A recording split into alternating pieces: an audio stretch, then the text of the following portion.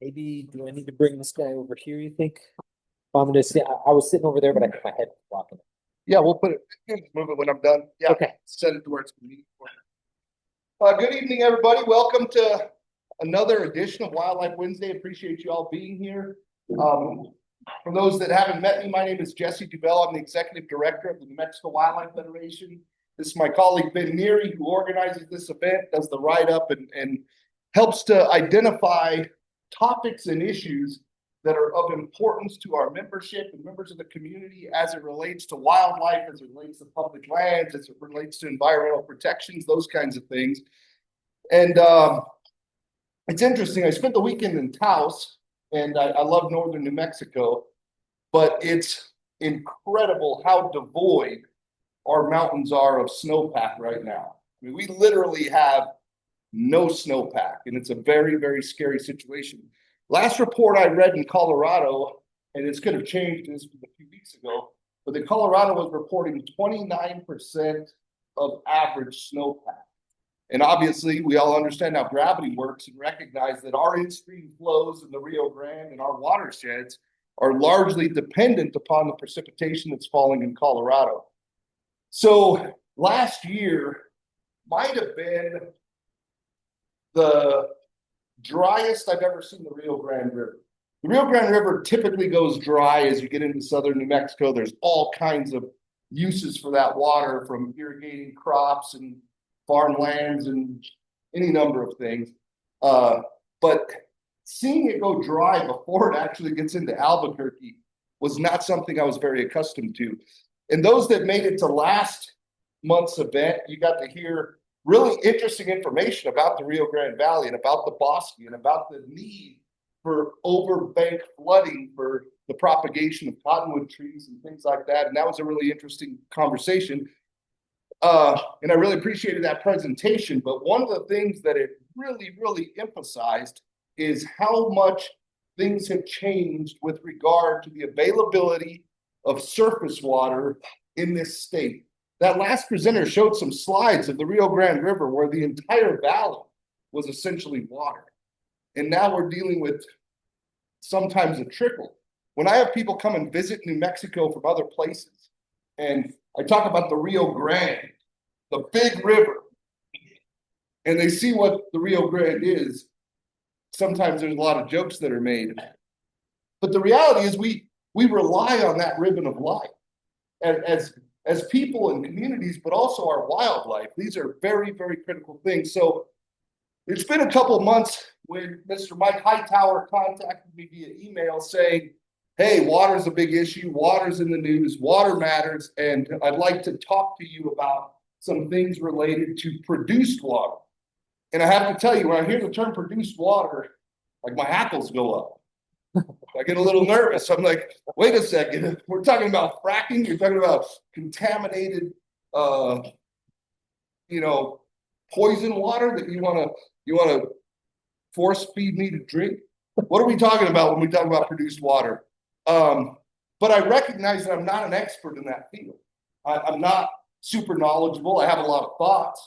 I have a lot of opinions, but they're largely based on things I've heard, things I've read, rumors, all kinds of other emotions that are not scientifically based, that are not based in science or research or fact and those kinds of things. So I invited Mr. Hightower and also Kyle Stoll to come into Zach Stoll to come into the office and talk to me and educate me about this issue. And I was intrigued by it. I thought it was very, very interesting information. So the New Mexico Wildlife Federation is a 501c3 organization. The way that works, I'm the executive director, and I report to a board of directors. I don't get to call the shots necessarily. I don't make the decisions. I don't set the direction of the organization. That happens at the board level. So the board takes a position on an issue and then sends me as the executive director to execute the plan that they essentially come up with. We want to do this. We're going to task you with accomplishing it. I just want to make it clear that when it comes to produced water, our board of directors hasn't voted on anything. We've not taken any positions. This is not an issue that the New Mexico Wildlife Federation has actively engaged in but this is an issue that I think is really interesting. And I think it's really important.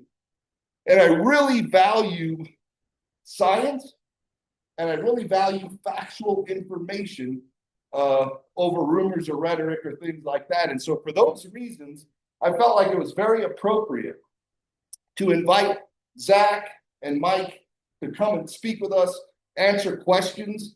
As you hear the presentation this evening, and I'll let Zach talk about what format he wants to use. If he wants to answer questions as we go or save questions to the end, I'll let him talk about that in just a second. But I encourage everybody, if you have concerns, if you have some fears, if you have questions, please voice those. That's the purpose of this forum. That's the reason we did this, because I could have just emailed everybody the copy of the presentation that they provided to me. I could have sent that to everybody and said, here, get yourself educated. But that doesn't create dialogue. That doesn't allow the opportunity for discussion and conversation. And so I encourage everybody, after we hear the presentation, if you have questions, thoughts, concerns, positive, negative, or neutral, speak up and let's become more educated on the issue. That's the purpose of tonight's presentation. So thank you so much, Zach, for coming out and presenting to us. Looking forward to this. Hey, thank you very much, Jesse. Should I just jump right in? Jump right in. Okay. Sorry, that little bar at the top is bothering me. I'm gonna see if I can try to get it away real quick. Yeah. Now it's a matter of trying to share my screen. Fingers crossed. Okay. I think we're good. Okay. Good evening, everyone. Hopefully the beer is starting to kick in, so that'll make this a little bit more entertaining. My name is Zach, and I'm the Assistant Director of the New Mexico Produced Water Research Consortium.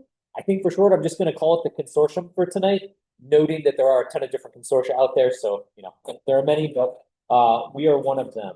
Our organization is hosted and headquartered at New Mexico State University down in Las Cruces in the Department of Engineering. And so just give a quick brief outline. I did want to talk about who's standing in front of you today, give a little context on the presenter, so I'm not just some stranger. But then I've really broken the presentation. I think we've got around an hour, but I've broken it into two different parts. So the first part is the background and the context, which I think is really important. So why are we even talking about produced water? What is the issue? Why are we even thinking about doing X, Y, or Z? So I think it's good to level set. That'll touch on water scarcity, the volumes of produced water that are coming out of the ground. Of course, what is it? And then part two is more of the research, the really nitty gritty technical stuff. So I've got to introduce what the consortium is, of course. I'll talk about pilot projects and why those are important, the water chemistry, and it's really kind of driving to this question of, is treated produced water toxic or harmful or nasty, and does it adversely impact the environment? And then we can kind of end with just the conclusions and next steps and where we see things going. Okay, so real quick about me. I actually grew up in upstate New York, and I graduated from a really small school called Geneseo. It's one of the state schools. And at that point in time, I thought I wanted to be a physician. And so I was in pre-med, I was doing biochemistry, majored in biochem, got my degree there. And then moved to Colorado to start my new adventures as a ski bum, because that was like the next best, greatest thing to do after you graduate from undergrad. And so I got sucked into living in Colorado for a little bit, and then when the ski bum life didn't really pan out the way that we all think it's going to when you're that age, I pivoted and totally did a 180 and went back to school for environmental engineering. There's a whole story behind that. But I met a really great professor up there, a researcher. Her name is Dr. Pei Xu. I don't know if anybody knows her, but we met in Colorado, and she actually asked if I wanted to come do my PhD down at New Mexico State University in Las Cruces. And I said, where? And so, but kind of the rest is history. I ended up following her. I was researching a lot of waste to energy and just trying to figure out recycling of waste materials in a much better way. And so after I graduated in 2016, I came up to UNM. I did my postdoc under Dr. Bruce Thompson and Dr. Carrie Howe, both of whom have recently retired from the civil department at UNM. But yeah, we still keep in contact and go drink beers with Mike whenever we can. After my postdoc, I really had this itch to go be a consulting engineer for some reason. I think it's just what students do after they graduate from academia. And so I worked at a firm up here called Moles & Corbin. It just did very nuts and bolts conventional engineering, pipelines, water tanks, that sort of thing. But it got me thinking like an engineer a lot more. And then I got a call to come apply to a facility that's out in Alamogordo, New Mexico. It's called the Brackish Groundwater Desalination Research Facility. It's like 42 acres of pilot test bed for testing emerging technologies in the desalination space. And it is a playground for nerds, to put it lightly. As you can see in the photo, you have all these different test bays. And what allows you to do is kind of roll your skid technology into those test bays. You have water on site, you've got electrical on site, you've got waste disposal on site. And so it's really just plug and play, and it's free to go. You don't have to pay anything. And it really allowed entities to test all these new technologies that are going to change our lives here in the future, but do so with very low, it was easy to get into and to get into test. Spent a couple of years there before getting a call from a professor up at Berkeley, Dr. Peter Fisk, and he was running the Department of Energy's desalination hub. And so worked out of that organization for a little while. Luckily or maybe unluckily, it was during COVID, so I didn't have to move. So I got to stay here in New Mexico and kind of work remotely. But I mean, I probably saw over 100 different new desalination technologies, different ways of doing things that the Department of Energy wanted to fund. And so got exposed to a ton of different ideas there. And I think that's what really drove me back to being a research professor at NMSU, working with Dr. Pei Xu again, and this is a photo of K. Bailey Hutchison desal facility down in El Paso, Texas. That facility's been in existence since around 2007, and it's the largest inland desal facility in the world.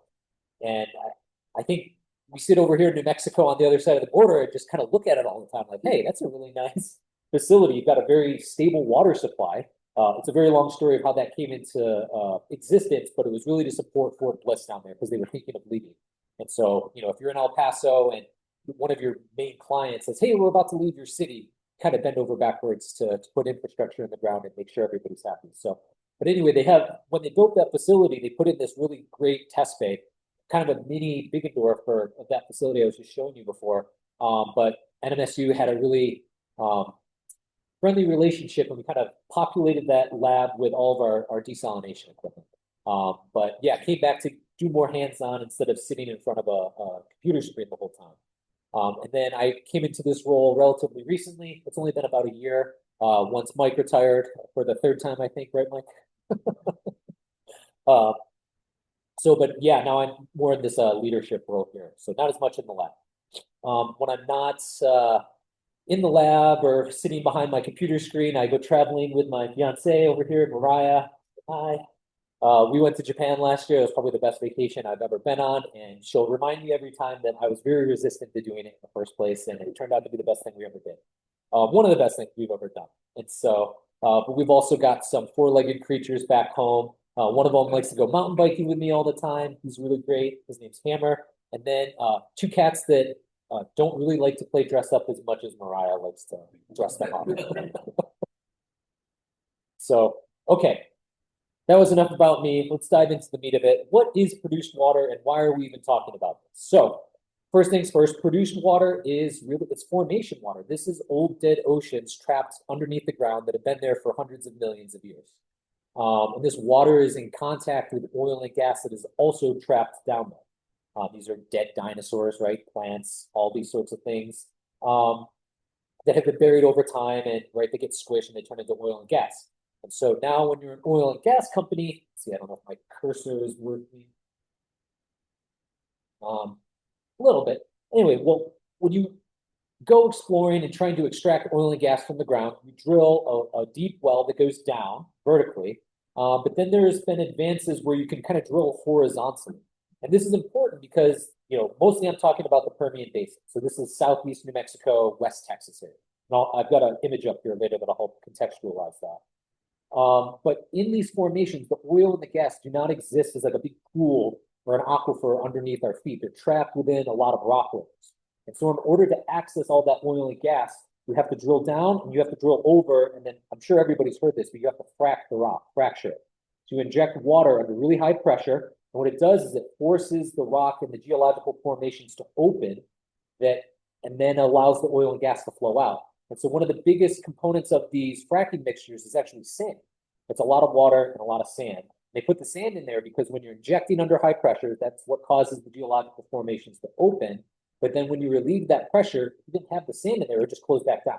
And so what the sand does is it holds those formations open and then allows the oil and the gas to flow out spontaneously without any energy. It just comes out because it's already pressurized. And then all of the water comes out with it. So this is the produced water. It's kind of this water that's been commingled underground. Sometimes you'll see definitions saying it is a byproduct from oil and gas, which it kind of is, because all this stuff comes up to the surface, and you can see up here I've got a tank, a separator tank. And what happens is the oil and the water and the gas separate just naturally. Think of an Italian salad dressing bottle. If you just shake it up and leave it on the table, all of the oil goes to the top and all of the water and the salty stuff goes to the bottom until you shake it up again. And it's the same way that it happens up on the surface. The gas is less dense, so it kind of rises to the top of this tank. The oil is in the middle, and then the water is down at the bottom. The oil and gas companies come around and they just suck off the gas, they suck off the oil. Those go to processing and become all the things that we use every day. And the produced water, as you can see in the photo, it just gets injected down underground. It doesn't get, a little bit injected underground. We're talking, several thousand to over 10,000 feet deep. These wells are where the water is being injected. And that's currently how it's disposed. Some of it is reused kind of locally within the oil and gas field for fracking. And so if you've heard, fracking's bad because it uses a lot of our fresh water, that's how they used to operate. That's how oil and gas used to operate. Where I think at 60 plus, maybe 80% of all the fracking is done with reused produced water. So they're leaving the fresh water kind of in the ground where it belongs. And so in terms of just some high level numbers, the Permian Basin on the New Mexico side alone generates 260 million gallons a day of this water.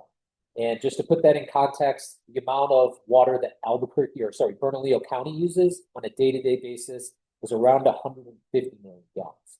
So twice as much water coming out of the ground in Leonetti County than Albuquerque consumes on a day-to-day basis. I already talked about how produced water is managed right now, but this one's interesting. The produced water that comes out of the ground, there's actually more water coming out of the ground than oil. So there's about 2 to 5 gallons of water per barrel of oil. There's this running joke that these oil companies, they actually don't know that they're water companies because they spend so much of their money managing all this water that comes out of the ground. Sorry, you said per barrel or per gallon? Either or, per barrel. So 2 to 5 barrels of oil per barrel of water. The ratio, I think, is what's important. So it's like 2 to 5 ratio. And so also what's interesting is as a well ages over time, it produces more water than it does the oil or the gas. And so there's projections that are kind of being circulated, talked about right now, where over the next couple of decades, we're probably going to see a doubling or a tripling of how much produced water is coming out of a given well relative to today. So that's a lot of water. If we kind of look at a map and blow it out, I don't know if it's really easy to see. The Permian is, we're down here in the Permian Basin, but it also shows that oil and gas production happens across the United States. There's a lot in North Dakota. The Marcellus Shale up in the Appalachian area produces a lot of the gas for the United States. And then just looking a little bit more at the southeast corner of New Mexico. So here's our state. And then just this little tiny corner is this blow up here. I just put this up there. This is from a 2022 paper out of the consortium, but it shows how many wells there are. I think there's 6,000 or 7,000 wells in New Mexico alone. And so it's not like we have 1 or 2 big, oil and gas producing wells on a site in the middle of somewhere. It's several thousand of them. And so that's going to be important. Let's see. I've got a little video that I found very interesting. This just shows the crude oil production globally from different entities. And so the title here is in the 50 plus years of oil production, the top spot is rotated among only 4 countries. And so, but what I found interesting where I'm trying to lead folks is, we talked about fracking and horizontal drilling before, and you'll see here around kind of the early 2000s to the 2010s, the United States was actually not producing a lot of oil and gas relative to what it had done. So here we are here around 5 million barrels per day. And then that's because a lot of this technology hadn't been developed. And so for better or for worse, hydraulic fracking and horizontal drilling came along, and you can see the United States just ramping up production wildly. And that this is what has allowed the United States to become a net exporter of oil and gas. And it has allowed us to become very, very energy independent relative to some of these other countries. Because if you look at that list, there's not a whole lot of friends on there. And then where do you think we were getting our oil and our gas from before? So this is getting a little bit outside. This is about as far as I'm going to go in kind of like the political range. But because so much produced water comes out of the ground, it's being classified right now as a national security issue. Because I will talk about it later, but if you can't manage to produce water, you have to shut down production. And if you have to shut down production, then you have to go find oil or gas somewhere else. So I have a question? The Permian Basin. Ooh, that's a good question. In terms of like, if you're just going to draw it on a map, like the, go back. Maybe about a fifth or a sixth. And so what I'm getting at here is, even though that's actually a really good leading question into some of these, even though, the Permian Basin is kind of a smaller part of New Mexico, we're actually the second largest oil producer in the entire country. And we are the third largest natural gas producer in the entire country, behind Texas, and then for the gas, behind Texas and Pennsylvania. At the same time, oil and gas production, even though we might not think about it living up here in Albuquerque, but oil and gas generates more than half of the gross receipt tax that come to the state, just in Lee and Eddy County. So this is where all of our tax dollars kind of go to, at least from industry. A lot of that flows to different parts of the state for education and healthcare.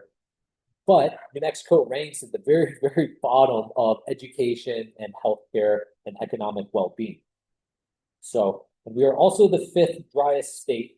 So wouldn't it be nice if we had some more water? Looking at some of the more recent developments, the New Mexico Governor Lujan Grisham, she released the 50-year water action plan in 2024.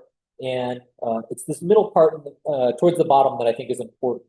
It says that, New Mexico will have around 750,000 acre feet less of water over the next 50 years.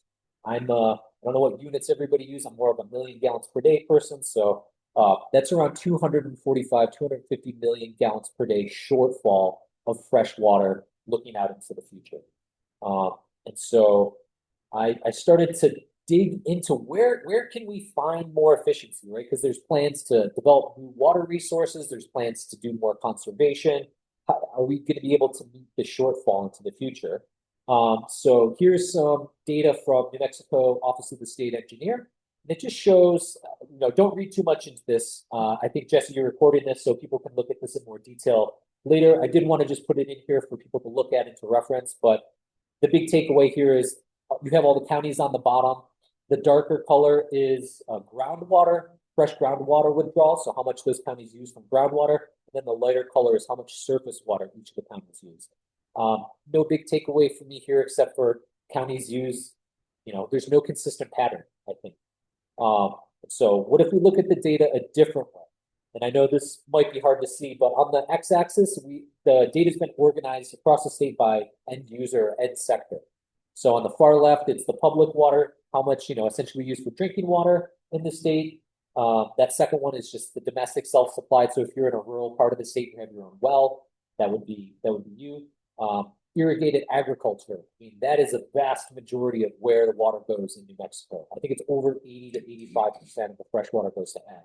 And then all the little tiny blips down at the bottom, livestock, commercial use, industrial, mining, power generation, reservoir evaporation, and then the grand total on the far right side. So just breaking that down a little bit more in this water drop format, between commercial, industrial, mining, and power, only 5% of fresh water is used to support all those industries. 8% for public water, and then irrigated ag, livestock, and evaporation account for almost 90% fresh water use. Okay, how does this compare to produced water volumes? Again, I apologize for the units. Municipal folks, we talk about, like in the desalination space, we're 1 million gallons per day. We talk to people in oil and gas, it's barrels per day. We talk to farmers, it's acre feet per year. So I'm throwing my hands up at this point, sorry. But these are from more state data. So the state tracks how much produced water is coming out of the ground. And you can see kind of year by year how much this is. And like I said earlier, we're somewhere around 250 million gallons per day of produced water today. But if you look out and you kind of extrapolate this line, which I know is a very hand-wavy, like black magic thing, but you can start to parse out where this might be going. And so in, by around 2040 to 2050, if you use this 10 barrels of produced water per barrel of oil, I mean, we're talking about somewhere around 575 million gallons per day. It's like 3x what we have coming out of the ground. And so I think there's, a lot of people are looking at this saying, hey, on one hand, we have all this drought. We're going to have less water in the future. Now, on the other hand, we've got all this, produced water coming out of the ground. Can it be treated? Can we use it in some way, shape, or form? Because that could really help make up that shortfall. Just more data and comparisons. I think I'm beating a dead horse here, but what I find is important is the produced water that's coming out of the ground, the volume, there's already some that's being reused in the oil and gas field. And then when you have to treat it, you are going to experience some efficiency loss. And so if we take that kind of 250 million gallon per day number that's coming out of the produced water coming out of the ground right now, and we account for all the existing reuse applications, and we also account for efficiency losses, we're close to around 75 million gallons per day of like quote unquote fresh or treated produced water that could be reused. But again, if we project out into the future, it's looking a lot closer to 200 to maybe 250, 300 million gallons per day of potential fresh water, treated produced water. Okay, so we have an existing process. Yes, and I will be getting into that here in a little bit. And so I think one important question to address, and sorry, please, if you guys have questions, I love the very informal, just shout at me, I'll stop and go ahead, please. Assuming that is a big assumption. I don't necessarily see it changing too much. I mean, I wouldn't say that it would be cut by an order of magnitude. I couldn't see it going from 250 down to 25. But there could be, over 20 years, there could be with electrification that's happening right now, right? But at the same time, I think there was this idea, maybe Mike probably has a better feel of this, like 10, 20 years ago, where we thought through different energy efficiency improvements, we could reduce our energy consumption. But just look at what happened with AI. There was one sector that came out and then energy demand was just, it went through the roof. what about the depletion stuff? This is going to back. Oh, yeah, that's a really good question. I'm not 100% sure. I don't venture to guess at that. And at least in my projections right now, with what I know, I would probably guess that it would just stay the same.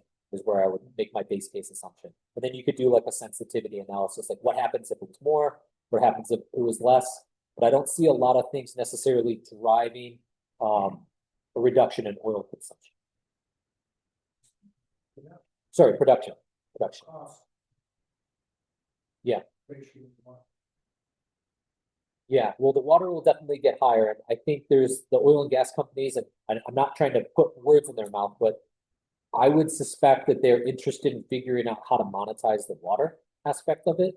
Because if they can and you have more water coming out of the ground, that's beneficial. But that is just a pure guess, to be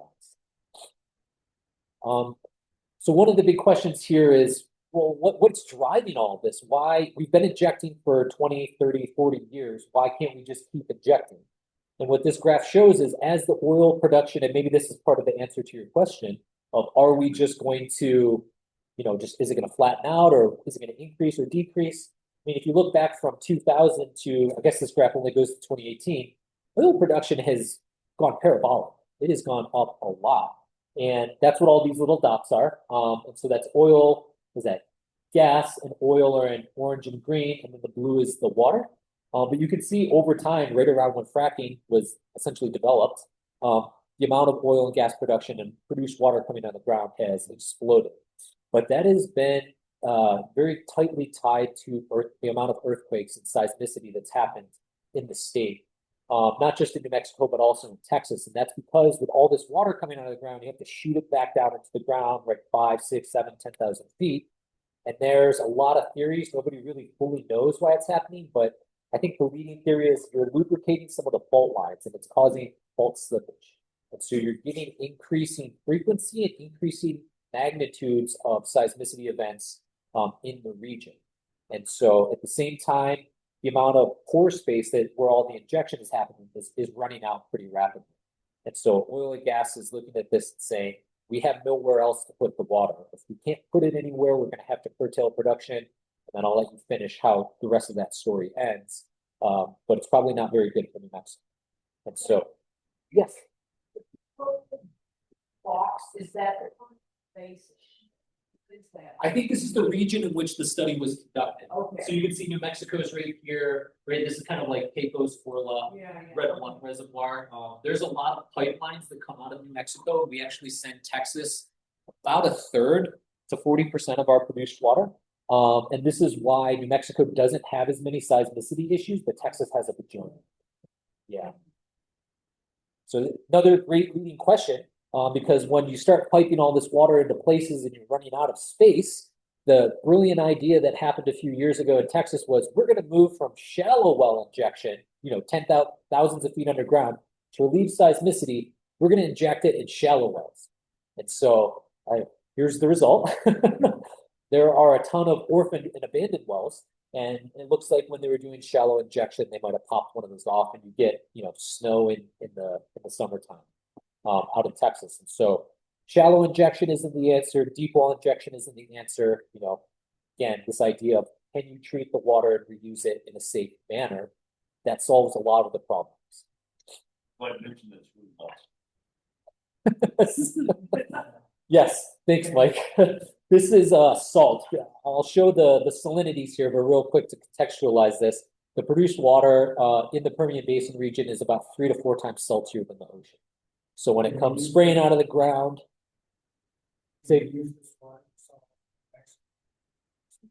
that is a leading idea, actually. It is a leading idea.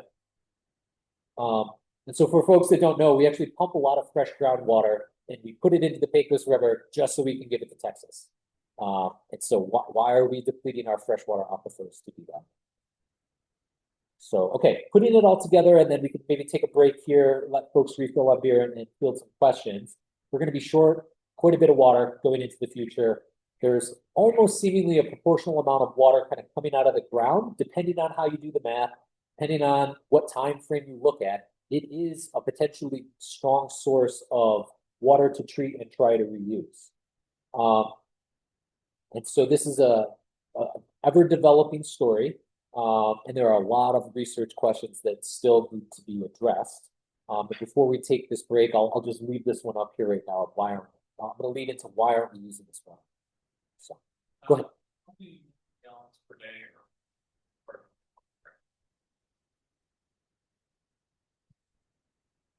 I think that is a moving target, but it's roughly, what is it, Mike? Like a couple, 1 to maybe 3 million gallons per well for a new frac. There's hundreds of wells being done. Yeah. question is fresh water. Almost all of it. Or the recycled But produced as a matter water. of fact, that comes from the Produced Water Act. The state kind of outlawed. And they didn't do that in Texas, but they didn't do it now. See, Yeah. it's scary. So, Zach said 80%, 90% of the water is recycled used water, and some of it's brackish shale water. Yeah. Salty. So real back of the napkin, it's like 50 million gallons a day, somewhere around. There are a lot of farmers at Jal in southeast New Mexico that made a lot of money selling their fresh water. I've seen instances where there's just water tankers lined up the gate at a ranch every morning because he was selling them fresh water and just making millions and millions of dollars. But that didn't do anybody any good except for him. Yeah. What other questions?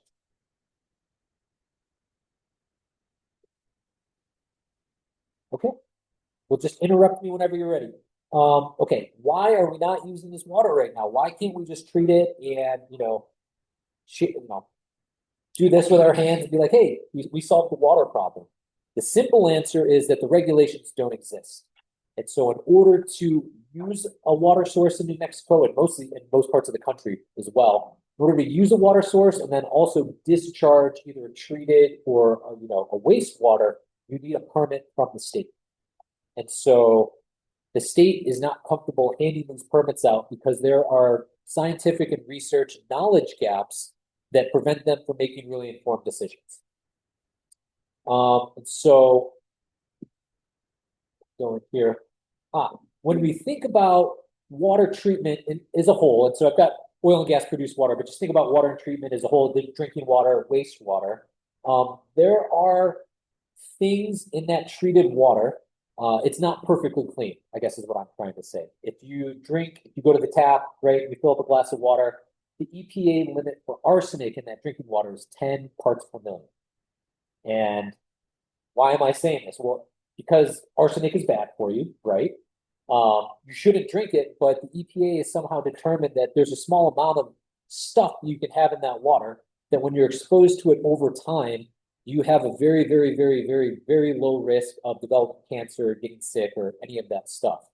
It's also incredibly expensive to remove every single thing from the water. And so there's this balancing act that you have when you're doing water treatment, just as a whole, where you need to figure out what is remaining in that water and at what level are those things safe. Who's heard of PFAS? You have PFAS in your blood, you have PFAS in your drinking water, right? But you're not going to keel over and die tomorrow. There's a certain amount that you can ingest at a safe level. And the EPA is determining this to be around 4 parts per trillion, which is, I mean, if there were 1 trillion people in the world, that would be 4 people. So it's a very, very, very small concentration. But there's all these, risk calculations that you can undergo. And this is way outside my area of expertise. But the main point is there will be things left over in any treated water. And it's just a matter of determining what those constituents are. So what compounds are going to be in there and at what levels can we determine those to be safe. And that's the framework that the Produced Water Consortium and everybody else is trying to look at this through is what's in that treated water and how do we know that it's not going to pose an issue to human health or the environment after we're done treating. Okay, so enter the New Mexico Produced Water Research Consortium. That is really our mission goal. We are conducting the fundamental research that fills in key scientific and knowledge gaps so that the regulators like New Mexico Environment Department and the Water Quality Control Commission can take that data and then make science-based and informed decisions of what these discharge limits should be, what's allowed in that water and at what levels. It's a very, very difficult task. And so for us, I think at the consortium, the main place we play is working with pilot treatment systems. And I guess quick show of hands, who knows what like pilot and demonstration systems are? A little bit. Okay.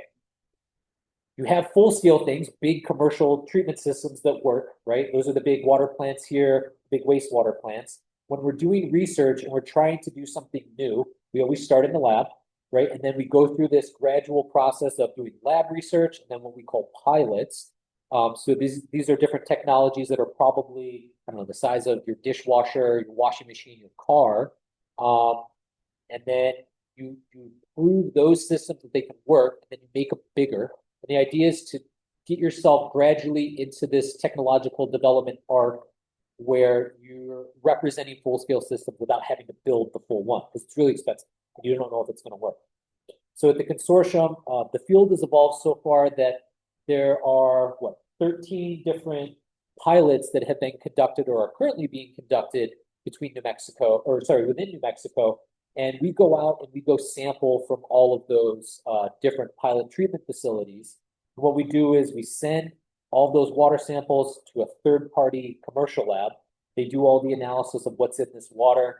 We get the report back. We write a paper. It's peer-reviewed, and then it goes to NMWF and then the regulators so that they understand how well the treatment worked or didn't.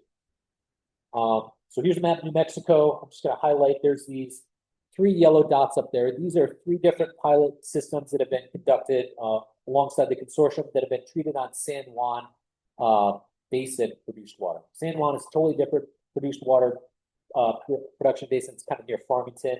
area. It only accounts for 2% of the produced water generated in New Mexico. The Permian Basin is 98%. But there is still a lot of interest. It's a very interesting opportunities to treat and reuse that water as well. It's a lot easier to treat. But meanwhile, most of the activity and most of the focus has been on these kind of blue dots. And I've tried to make the circles for the relative size of how big these pilot facilities are. It's very qualitative. Don't read too much into it. But there are a lot going on down in Alamogordo, which is that Bergendorf facility I was talking about that I had worked at earlier in my career. One of the last things I did there was kind of set up some of the infrastructure so people could come in and test produced water treatment facilities, not just other desal. But there have been, around 10 to 13 different pilots that have been conducted in New Mexico. And there are 5 really, really big ones that have been going on in Texas as well. And so here's an example of somebody had a question, what does the treatment look like? Here's an example of, I think, a pretty conventional produced water treatment train for the Permian Basin. We start out with our oil water separator, where we get our raw produced water coming out of the ground, like I showed in that first figure, and then it goes into that salad dressing, container, the oil water separator. And there's just a sequence of very conventional processes that you use to pre-treat the water. And you can see up at the top, it's the different phase. You've got raw water, you've got the pre-treatment step, you have the desalination step, and then the post-treatment and disposal steps. So in that pre-treatment bucket, very conventional things, dissolved air flotation, just removes some of the hydrocarbons that are remaining. It removes some of the volatile compounds that you don't want in the water. The flock and drop bucket is to remove compounds that will really mess up your downstream process if you don't get rid of them. These are things like iron, manganese, and if anybody's got like water softeners or whole water treatment systems, these are things that get pre-filtered out before you go to any of your treatment. And then usually some sort of ultrafiltration or very coarse filtration method to get the sand and the particulate out of that water. Because what you want to do is the salts aren't a big deal, but any of these other suspended particles or scaling compounds can pose issues. And then in that desalination bucket, got very typical thermal process. And these are essentially evaporating the water, catching the distillate, and that's the primary desalination method. It's very, very effective. Desalination community has been using, it's called mechanical vapor recompression. It's just a super efficient way to boil water. But they've been doing this for seawater since the 70s and the 80s. And so it's a very, very mature technology. It's just very energy intensive. And those pieces of equipment are expensive. They use a lot of exotic titaniums and things that I can't pronounce to avoid corrosion of these really salty waters at really high temperatures. And so I think a lot of the community thought that's where the process would end. But one of the areas, and I'll talk about this in some of the research, that the consortium has helped to really elevate to the top of everybody's mind is, even though you boil the water and you can capture that distillate, there's still stuff in there that poses toxicity. And so in this post-treatment side of the chart up here, people are throwing a whole bunch of additional treatment technologies at it in order to polish these things off so that the water can be, safe and non-toxic. They're doing reverse osmosis. GAC is essentially a giant Brita filter, granular activated carbon, and then zeolite or ion exchange. These are just really heavy-duty industrial water softeners. And it seems to be that after you do all of that, you can get to a pretty clean water quality. And so going back to what the consortium does is, we go out to the field and we don't just sample, the end product. We're sampling the feed water. We're taking stuff out of the pre-treatment side, and essentially after every unit process, and we're sending all of these samples out to the lab. Again, we want to understand fully and as completely as we can how well these treatment processes are working. So here's a photo on the left. This is a pilot facility out in the Permian Basin. In the middle, we've got Dr. Shu with her smiling face, and then one of the students. And this is one of our sampling events. I don't think it's going to be easy to see, but we're not taking like a single vial, sticking it under a spout, saying, okay, send it off to the lab.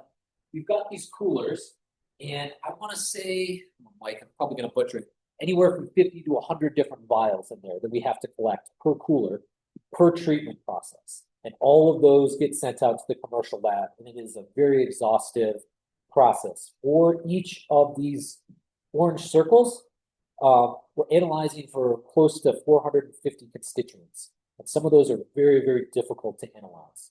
When we go do this process, just this snapshot in time, right? Because all we're doing is taking a sample, and that's the sample that we get, right? It's not, that sample doesn't represent like a whole long continuous operation or anything like that. You're just getting a really quick snapshot in time of what kind of water quality is coming out.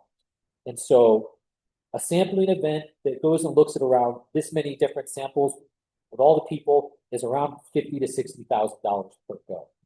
And so this is one of the hangups that we have right now is we want to understand if the water is safe, but if the analysis is if you need to spend $50,000 per day to analyze the water, it's just untenable. And so part of the research we have right now is trying to think of or trying to develop surrogates. And surrogates are just specific individual compounds that represent a broad umbrella of other compounds. So you don't have to measure everything all the time. You can get a really good idea just measuring, a handful of different compounds. And that's not a novel idea. Water treatment plants do this, wastewater treatment plants do this. This is very conventional line of thinking across the water. Yeah. Yes. What's the turnaround time on that sampling regime that you have? We got things back, full sets back within around a month, and sometimes we've had to wait 6 months. Yeah, so you've got a lag time. Huge. Decision. Huge. Yeah, and so that's another great point and reason for the surrogates, because if you're out there doing this and running these systems continuously, you can't wait 6 months to understand if your water quality is coming out bad. It's like you want to know right there on the spot. And so, yeah, I mean, go ahead. Yeah, surrogates are like an individual compound that would represent the presence of potentially more compounds. You need like an example? Yeah, so one compound, you can measure the electrical conductivity, which is just an inline probe, and it measures how electrically conductive the water is, and that's a good surrogate for the salinity. So when the electrical conductivity is high, your salinity is always really, really high. When it's low, your salinity is low. And so for the produced water stuff, we're looking at, there's a handful of organic compounds that we would like to know in real time, but they don't have sensors or instrumentation to measure this in real time. And then the turnaround times in the analytical labs can be months to weeks. And so how can you more broadly capture the treatment performance by measuring things like total organic carbon, maybe it's a xylene or a benzene. We need to still figure out, this is where kind of the research is right now. What are these handful, maybe a dozen compounds we continuously measure all the time, get rapid results back so that we know how the performance of that system is going. The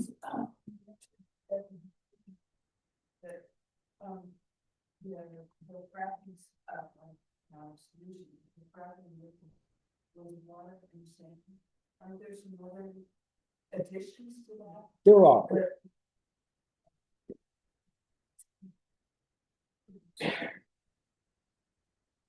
Yes.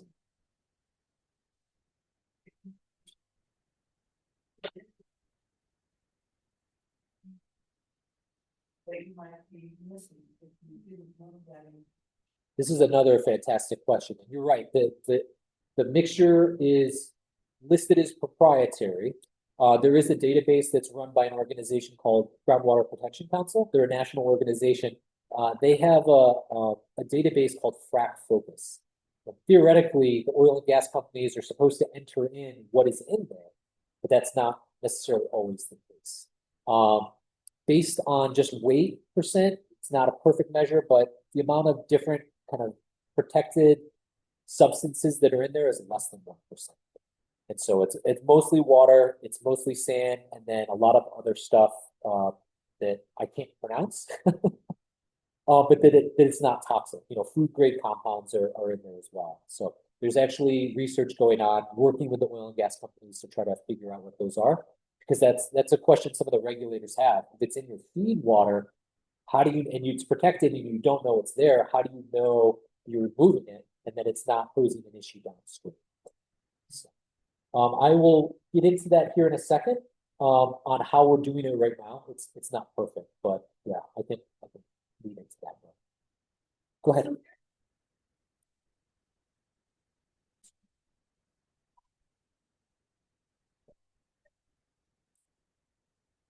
Some of the organic analyzers, of course, electrical conductivity is good. They do make things for like calcium and ammonia, but some of those sensors are really, really expensive, like $10,000 each. We haven't tried some of those sensors necessarily per se.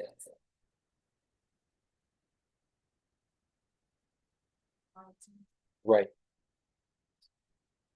So unfortunately, some of the new research, and I'm not presenting on it today, but some of the preliminary research we've got suggests that total organic carbon is not a good indicator, not a good surrogate for what we're seeing coming out at the end. We're actually,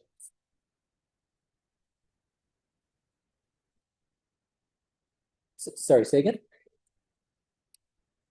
No, mostly organic stuff. Yeah, yeah, the inorganic stuff, not too big of an issue. I've got water quality here. Maybe I'll put it up right now. This might confuse people, so I'll try to ask your question. They don't have enough sensors, and the sensors that are there are mostly for some of the inorganic compounds, and that the sensors that are there for the organic compounds are not really the best representation of what should be there. Yeah. Okay.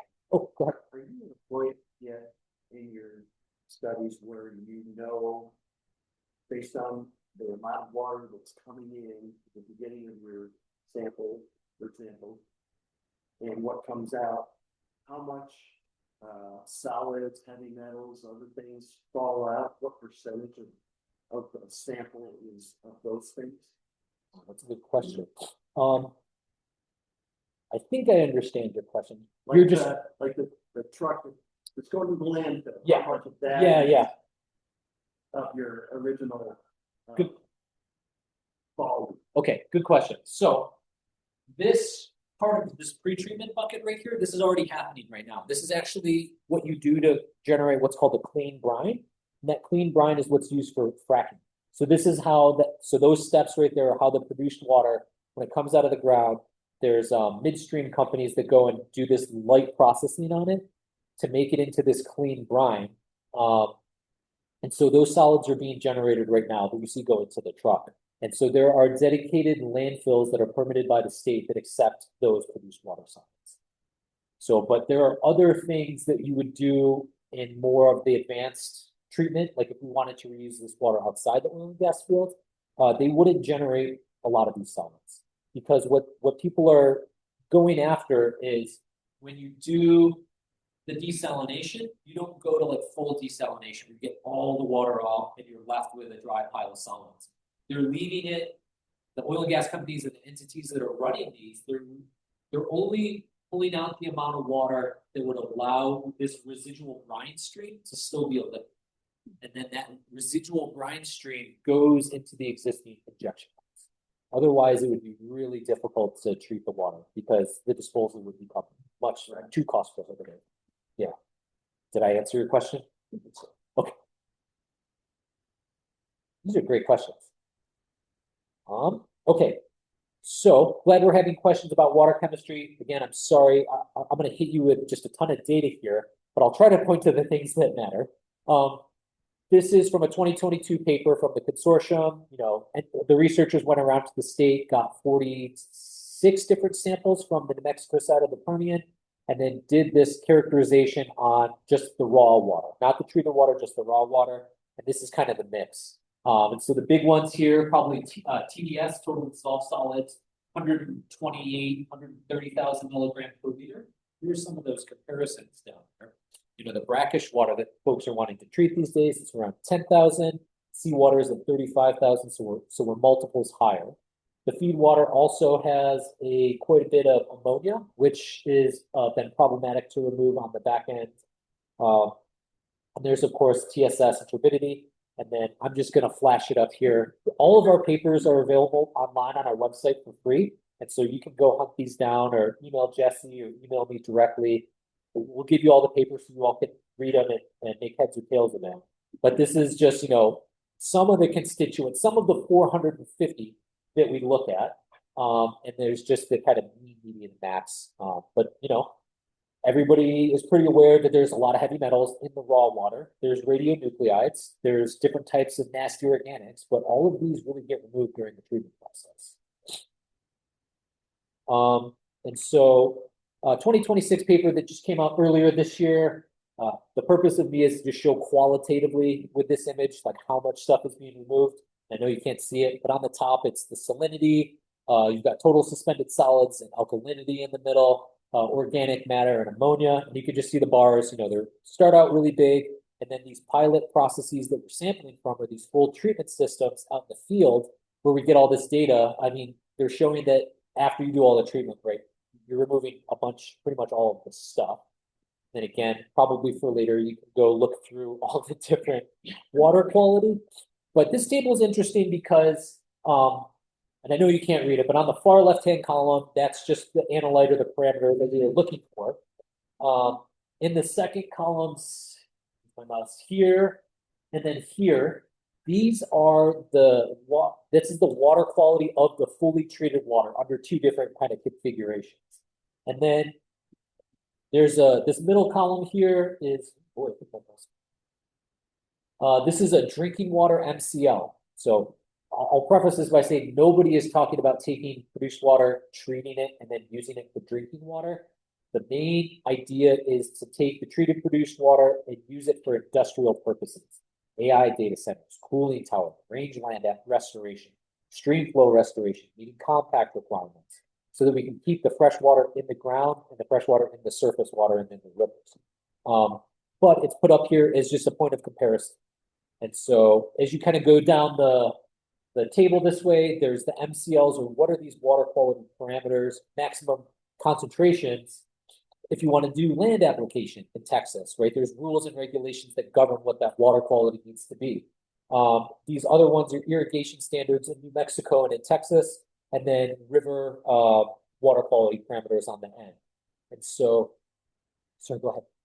Sorry to interrupt. Not being a scientist here, I guess I'm curious whether the consortium has identified some way to treat the water to a standard on a large scale, or make it useful for the purposes you're talking about. It's not clear to me whether you're still working on identifying how to do this.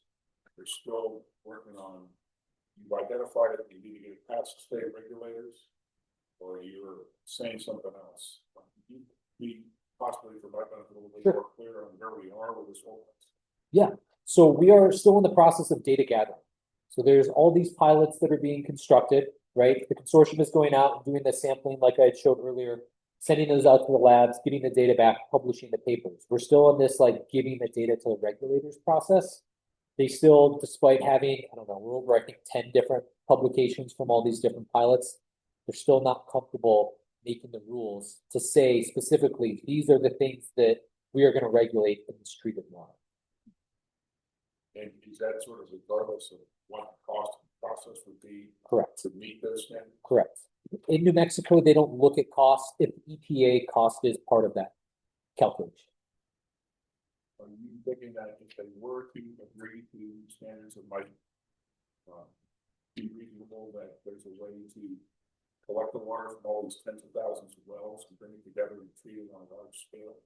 Yes, because there's all that conveyance is already happening right now. So you're thinking of that first, one of those first photos with like the yellow and the black dots. It's all mixed up. There's a ton of produced water conveyance infrastructure already. A lot of it flows to kind of these decentralized areas where they're either doing injection that takes water from a bunch of different wells, or honestly, there's a bunch of pipelines that go from New Mexico to Texas, and there's, you know, similar infrastructure on that side. You mentioned breaking new clots. Are you coming up with a consistent level of those across, generally across all these wells, or are there some that are much higher than others that are presented treatment product? I'm just looking at the data, you probably can't see. It looks like it's a tight range between 600 and 1600 picocuries per liter. I don't know if those units mean anything to you, but it's a relatively low standard deviation, but there are radionuclides in that water. Okay, thank you. Yeah. But when you go through treatment, Ben, those stay in the brine and those just get ejected back down underground the same way they're being ejected underground right now. Yes? So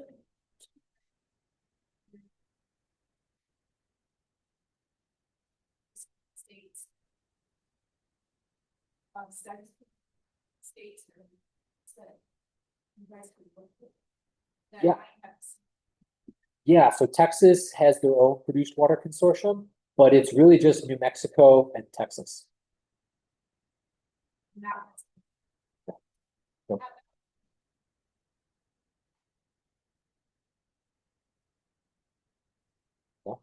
No, we are seen as probably one of the leaders in the country, if not the world, in New Mexico State. And so it's actually a really interesting question. Mike and I were in Vegas, was that a couple of weeks ago, for Multi-State Salinity Coalition. It's just a desalination group. But some of the messaging that came out of there was like, wow, you guys, the Permian Basin as a whole is like the craziest hotspot test bed for advanced desalination because everybody's trying to do this produced water treatment right now. There is not a lot of waters that are this challenging to treat. And the oil and gas companies are pumping, tens to 50s of millions of dollars into trying to treat this water. And it's had the kind of benefit that it's become like the place that everybody's watching very closely from the desalination perspective of like, I can't believe they're doing that sort of thing. And a lot of that research is happening in New Mexico. Jesse. Quick question and comment. Earlier you said that like oil companies are actually water, right? And that there's this desire to monetize the production of this water. And then more recently, you just said that this water is contaminated with a lot of heavy metals. But we know that there are a lot of heavy metals that have a lot of financial value. Sure. Right? Like lithium, cobalt, Correct. any number of things. So can you speak to, and I apologize, I'm jumping ahead here, but can you speak to how the contaminants, quote unquote, that are being removed from the water might be marketable in a way that we're providing heavy metals that would otherwise only be produced through hard rock mining or other environmental disasters? That's a really good question. And your ears must be burning because it's a couple of slides down where I talk about that. But I'm happy to talk about this. We call that, it's collectively called brine valorization. So you've got this, a desalination process, you make fresh water, but you also have this like concentrated brine or reject that's left over. Managing that has historically been the biggest challenge for the desalination community as a whole. When you're on the ocean and you do seawater desal, you can just shoot it back out into the ocean. That's what they do, whether it's good or not for the ocean.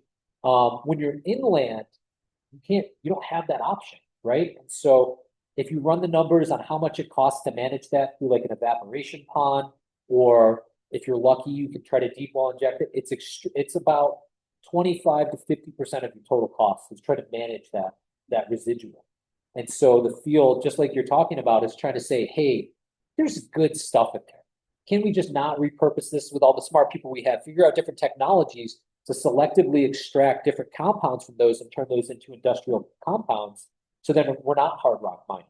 And right next to that desal facility in El Paso, there's this emerging company, I think it's a venture-backed company, but they're going to take the reject from that desalination plant and actually do exactly that. They're extracting gypsum for wallboard.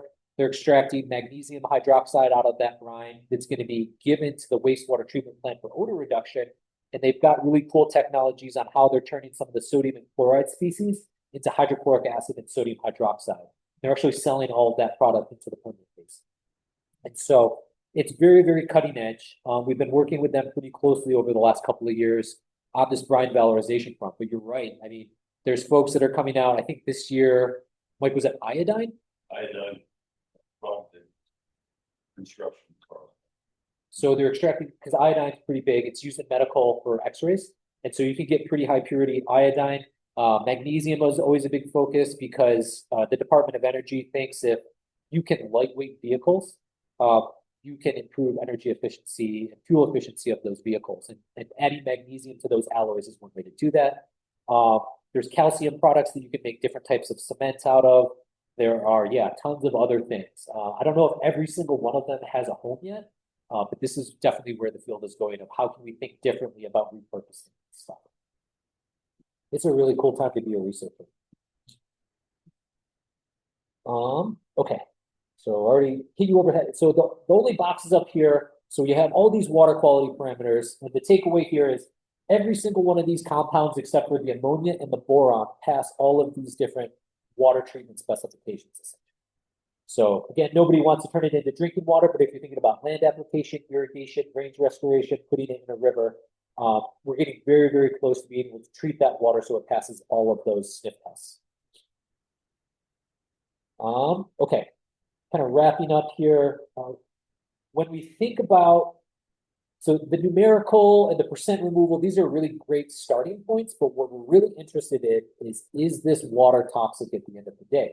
Because maybe there's something we forgot to measure, right? Or that's in the water from the fracking compounds, or maybe it gets transformed during the treatment process. It turns into a different chemical that you didn't see on the front that you might see in the back that might have some sort of toxicity in that. And so the way we go about testing for that is this conventional process called wet testing. It's been done forever in the water treatment space, and it stands for whole effluent toxicity. They have model aquatic species, little fishies, and you put those fishies in these waters and you see if they live or they die, essentially. So toxic water, they die. It's sad. It is very sad. And then the clean water, they live and they proliferate and they're happy and they're healthy. And so the researchers at NMSU and in the consortium kind of took this framework, working directly with EPA because they're one of our stakeholders. And we took the raw produced water and they took the treated, just the distilled produced water. So none of the post-treatment at the end, but just kind of the primary desalination. And they looked at the toxicity essentially of it. And what they found was that if you just use the distilled treated water, it's not a good enough quality. And then you kill the little fishes. Despite getting, 95, 99% removal of a lot of different things, those numbers look good, but the water was still toxic. So they had a quick follow-up study where they added all of this different post-treatment after the distillation process, and they found that when you do that, you do it in a specific order, you actually, all the fishes live and everybody's happy. And so so I should just clarify that all of the water that's coming and being used in these tests are from all these pilots that are going on across New Mexico and Texas. And so from a similar pilot project, different study, they looked instead at the fish, what would happen if humans were exposed? And that's really tough to do. So you can use kind of cultivated human cell lines and you can look at it in the lab. But what's also interesting is the biochemical community has developed a lot of really great kits, bioassays. So you can look at different receptors and you can look at the genetic impacts, or you can look at impacts of toxicity on the genetic level to see if this treated water is having any sort of adverse effect. And so they looked at the raw water, they looked at just the distilled water, then they looked at the polished or purified water after all that post-treatment. And they looked at 3 different human cell lines that are pretty representative, easy to grow in the lab. Everybody's studied them a lot. And they looked at 7 different biomarkers. So cell viability, mitochondrial activity, ATP production, LDH is lactose dehydrogenase activity, nitrate activity, AHR is aromatic hydrocarbon receptor activity, and then any estrogenic effects. And so here's a heat map of it. And on the left, far left, these are the different tests that were done, the wet testing, the different human cell line tests, mitochondrial, right, luciferase, blah, blah, blah, blah, blah, everything I just mentioned. And then in this column here, this is the raw produced water. So when you expose all these cells to raw produced water that's got all the junk in it, of course, nobody's going to be happy. All your cells are going to die. And then in much support of those 2 papers I just talked about, when you have the distilled water, which, should be pretty good, and you expose the cells to them, you actually still fail your wet tests and your cells are still experiencing some elevated stress across the board. But when you do all the post-treatment on it, you're getting, I wish they did test these because it would have, I think, completed the story. But, the receptors or the tests that showed challenges before when you're looking at the distilled water, after you polish it, you're not seeing any difference in biochemical activity, estrogenicity across the board. And they did this with 2 different waters, and those waters kind of turned out the same. So that was 2 different pilot studies looking at the impacts on human cells. And then I think the last one I'll talk about here is what happens if you expose this treated produced water to plants' soils.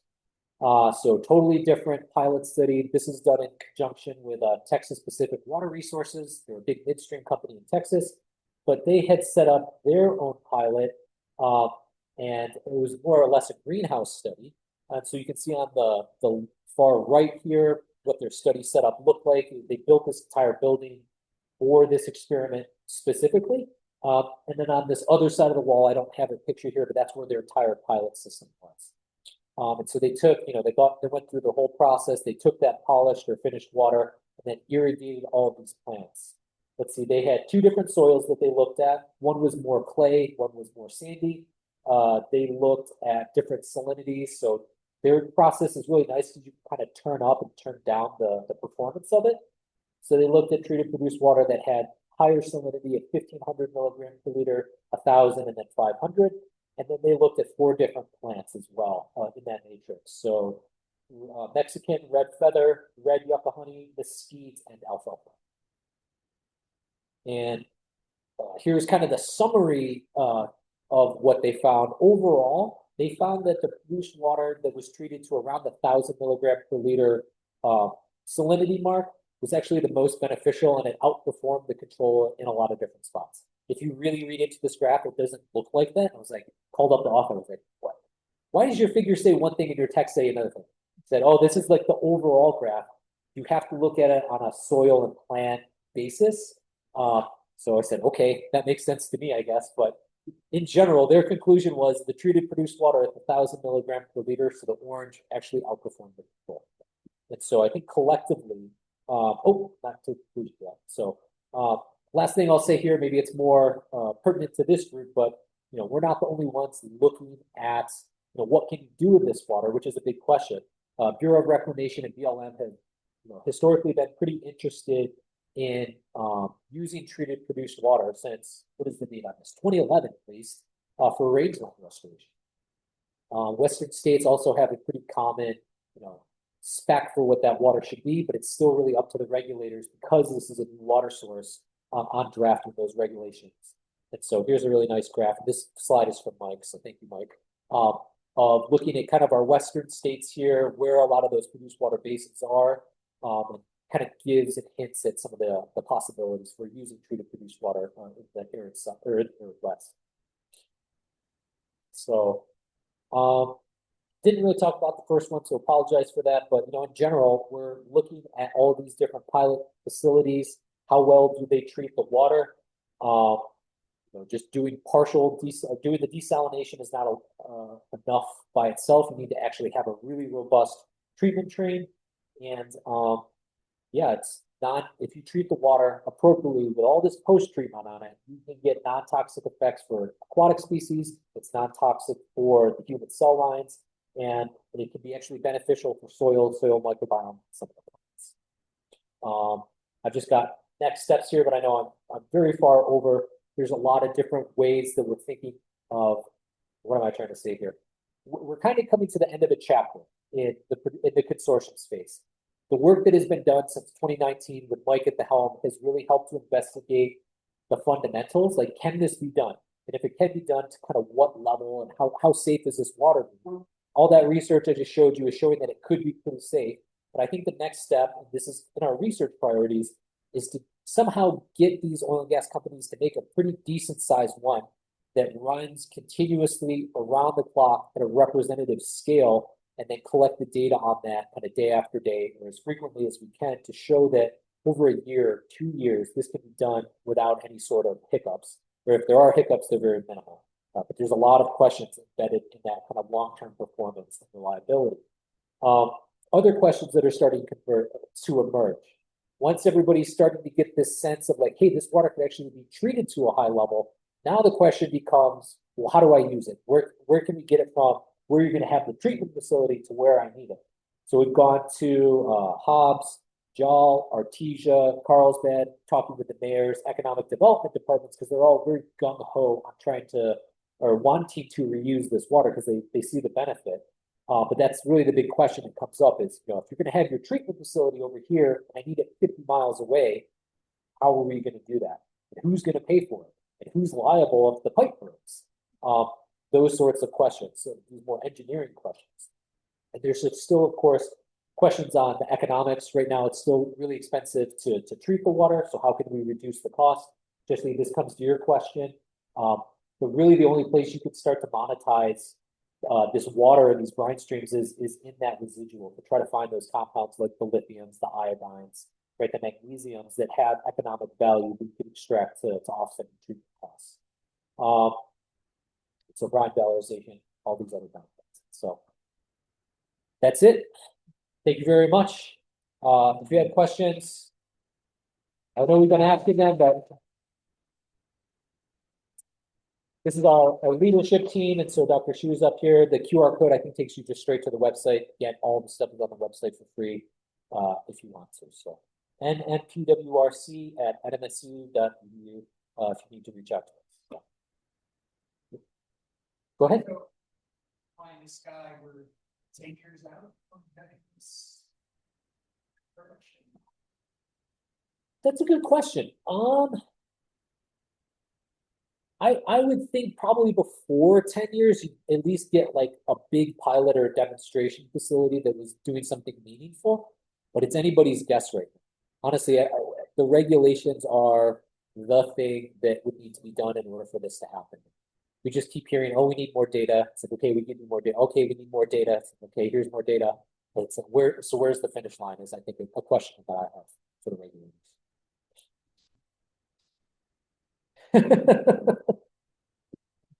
Yes. Good question.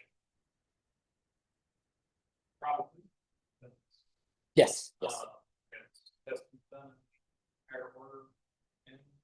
There are mice studies and ungulate studies that are happening in MSU. So unfortunately, it's our policy not to present on preliminary data. And so if I come back in a year, there's going to be wild stuff. But in general, they've looked at, and they've been the results that you would expect based on the other studies. There's no impact when you treat the water to a really high extent and you feed it to the mice. And so Dr. Yanyan Zhang is the leader there. And she's gone really above and beyond. It's not just like one generation of mouse studies, but they're propagating the mice, having them on this water for multiple generations to see if there's any like carryover effects. And I don't think there's anything right now, but those papers have been published. Yeah, the only other thing. Right. Next year. If they want water supply, really be in the best interest to agree to some level of like flows. Yes. I think they're coming around to that. So we're starting to have more discussions about, okay, yeah, disclose what's in there. And that'll make everybody a lot happier, especially if there's nothing to be afraid of, right? Yeah. And then the other thing I didn't mention, but it's a whole other effort within the consortium because it's so far outside of my area of expertise. But there's a technique that's being used on all these different waters that we're analyzing called non-targeted analysis. And it's essentially going and hunting for compounds that you wouldn't expect to be there. And that is probably going to be part of the regulations if and when they come. The Environment Department has said you need to do non-targeted analysis is either every 6 months or a year to ensure that stuff isn't sneaking through that could be toxic. Yeah. But Thank you for your research. I think it's very important that is a positive result. What's the economic environment? For the oil and gas companies, they're running out of places to put the water. And it's because the water comes out with the oil and the gas. If they can't manage the water, they essentially have to shut in oil and gas wells. Yeah. It's an extra cost there. They lose their revenue. But the regulators will probably force them to shut that down if they can't manage the water. There are like backup plans for the oil and gas companies. And it's kind of a lose-lose situation. So if the regulations don't get passed, I've heard murmurs that they said, we're just going to build big evaporation ponds and just evaporate the water. And then nobody gets it. And then it sucks for them because like we have to spend $1 bajillion to evaporate the water, but if we can't do anything else with it, that's what we have to do.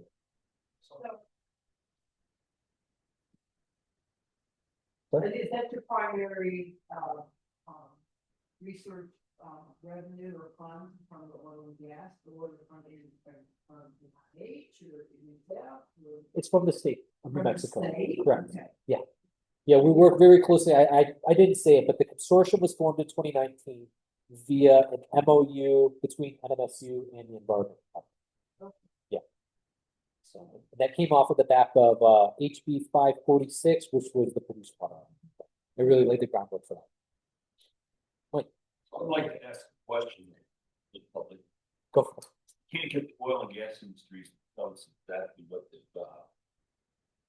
I've been trying to push them to at least give us a safety data sheet of the chemicals that they. So I'm gonna see a show of hands of people that would say, it would be okay if they don't tell us what's in there, as long as we know what the safety data sheets are of the chemicals that are in there. I'd be willing to bet we get 90% of people will say, yeah, just give us what the safety data sheets are, so we know what to look for, and we'll be okay. You don't have to tell us it's proprietary. Tell us what's in there. Because I made that point for 5 years, and they go, it's a good idea. I see the pushback from public and all here in presentations that we've done before. That's a big issue. And I think the public, we can start talking to the public, getting your ideas, so that we can go to the oil company and say, you're not going to move forward unless you do some of these things. So people just, they can do a safety data sheet of what they're using, so we know what to look for.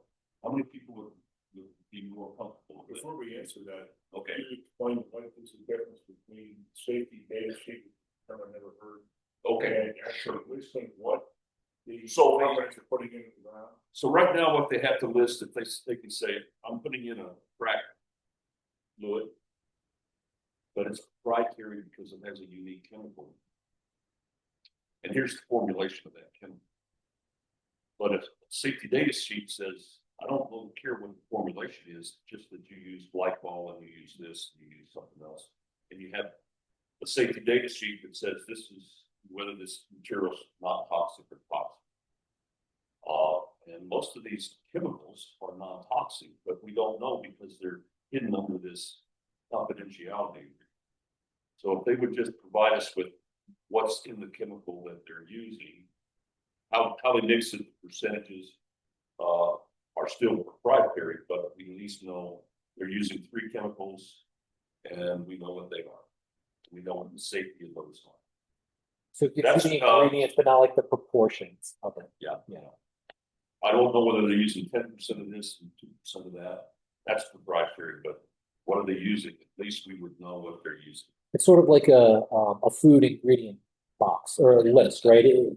List the different chemicals or things that are in that food or drink in order of how heavy it is or like the mass percent. You don't get the proportions. So it's like if you look at the Coke can, it's like it doesn't tell you exactly how to make it. You kind of know the stuff that's in it. It's up to you to figure out what proportions is. But at least we can start being able to look at those chemicals, be able to see what's in there and look fun. And I think that's a great first step. I do think that it's also probably not unreasonable to say either contract to an organization yourself to do those studies like Wellness Biomedical here in town, or make a shell corporation, don't tell anybody who you are, and send out this mixture of cornstarch and whatever it would be, and get the test. Yeah. Right? There are ways to do this without involving grains. And we're already putting off this. So I think it's ultimately probably not an unreasonable policy. Maybe there's something here. Oh, for sure, right? You deal with the guys in the field, they go, yeah, you're right. They got to go to Houston. Like the CEO. Yeah. I'm not doing it now. I'm not going to ever do it again. So we need to say, if you want this done, the public says this is what you got to do. So I just like to show in. I tried to explain what a material data sheet is, safety data sheet. It says the safety of the things that are in there. It doesn't say the concentration. So the concentration is and how that's mixed together is a proprietary information. Don't release this into the water. Right. That part. Yeah. How long do you need to wash your iPad? Yeah, is it inhalation risk or skin irritant or whatever? But yeah, all chemicals that ship come with safety data sheets, usually like a page or two, but it's all the safety information if you get exposed to it, what you're supposed to do. Their fracking procedure better in California? Yeah, I use 2% sand instead of 7% sand, and that's proprietary. And I don't know how proprietary that is, but that's what they claim. Meaning we've dealt with 30 years. So different oil companies and midstreams deal with that. Is there any indication at all that these liquid formulations actually have an economic impact? I see you think so. To be honest with you, I think they're just making fun. This is my opinion. Because you've got a proprietary thing and it charges me an extra $5. It works pretty good. Maybe I'll pay it. It's only 5% better than anybody else's stuff. Maybe I'll still do it, but I probably won't. But I think it's a marketing ploy, to be honest with you. I mean, we've got a list of the things they use. Wow, corn, gum, other things, chelators. I mean, there's only 5 or 6 chelators that they're going to use. I mean, I don't know. I think I think the fracking company just, I think it's one funny thing. That's my opinion. Are they? Somewhere they're actually, being not. No, they hide under the law. They don't have to provide proprietary information. Proprietary information is probably only 5% of most of the stuff that's in Brett Focus. 10%. Maybe not even. Yeah, it's a really small amount. So yeah, I don't know what the rub is, but it very easy. Yeah. So what's one thing. I'd like to ask another question real quick, and that is, one of the things that we've been looking at the produced water for, especially as Zach mentioned, 7,000 wells. They're all over northwestern New Mexico. They're all over southeastern New Mexico. So if you could do small local treatment, you can do a lot of potential would be, since the water quality is pretty good when we're done, wildlife habitat locally around a large area. And that's why I was told Jesse originally is from a wildlife habitat perspective, as we're getting into more and more drought, water is such a big thing in wildlife habitat. And we, a lot of these guys are spending a lot of money moving this water tens of miles, 20 miles, where they could potentially put a small treatment system at a series of 3 or 4 wells and do rangeland applications or wildlife benefit. The data we're getting is we can make that water good for fish, good for people, good for wildlife. And so there may be some opportunities with some of these oil companies, especially those that are based in New Mexico, to do something different and help all of us on the wildlife side that are wildlife people. A lot of guys go into environmental engineering because they're interested in the environment. And so I just want to know what you guys think about opportunities like that, because I think we've got issues with aridity and water stewardship that we need to do, as well as environmental, ecological stewardship. So that's why I was asked Jesse if we could come and talk, because I think there's some opportunities for us to work together with you guys. Yes, ma'am. That would take some monitoring and watching wildlife agency that they have to be strict. I used to work in the San Juan Basin and you go way out and find an oil and gas well that Leaking oil and yeah, it's bad. Water. Birds. Yeah. That's some of them would be dead, and they were supposed to screen them, the birds out, but they weren't doing it. Right. So I think it would take There's a lot of poor stewards of resources out there. We don't. Hopefully, people in here are not in that group. I'm not here to talk about being poor stewards either. I think we kind of need this. I think if you went through the processes you described, and came out with water that passes all of the criteria, it makes a lot of sense to put it back on the landscape for wildlife, either on wetlands or making the pliers wet longer, simple things like that. Yeah, definitely need to be monitored by the fish department. Or guys in this group, we can Get you in touch with a lot of the oil companies. I think that's, why not? Yeah.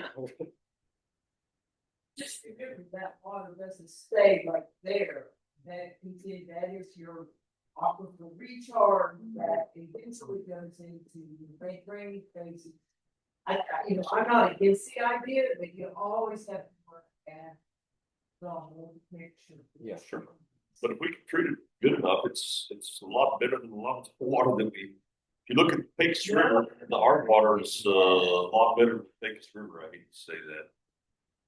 We can treat, so we can improve the Pecos, we can improve some of the streams, you know, Rio Hondo and some of these other Penasco down in the Artesia area that don't run anymore. Some opportunities for there's a lot of oil and gas to provide some support. I was wondering, speaking of the Pecos, I've heard that this water that we're treated to its standard still couldn't be used to offset the Mexico's obligations under the compact on the Pecos, Texas deliveries. I'm not sure why. Is that specified in the compact? I've heard that you can't, but I've asked some of the lawyers that have been on these different water law cases, and that's not their understanding. They think it can be used to meet compact requirements. So I'm getting mixed signals, so I'm not exactly sure, you know, I can't remember where I heard it from. It might have been from one of the representatives or the senators of the state that said it couldn't be used, but I don't, you know, again, talking to some of the lawyers that have done water law, they say it can be, so. And you said that it's some 40% is currently being sent to Texas. Once this water is pumped out of the ground, is it considered to be owned by the oil companies? Oh, that's a good question. Yeah, so the Produced Water Act clarified who has ownership of the produced water, and I think the minerals as well that are in the water, and it's who's ever in possession. So when it comes out of the ground, if you're the midstream companies and you own all that infrastructure, right, the wells and the tanks and stuff, that is your water until you hand it off to somebody, essentially. Is that something for which the oil companies have a water right in Mexico? No, it is a new water source. So you don't need, yeah, there's no water rights associated. No water rights. Yeah. As far as water rights by the state.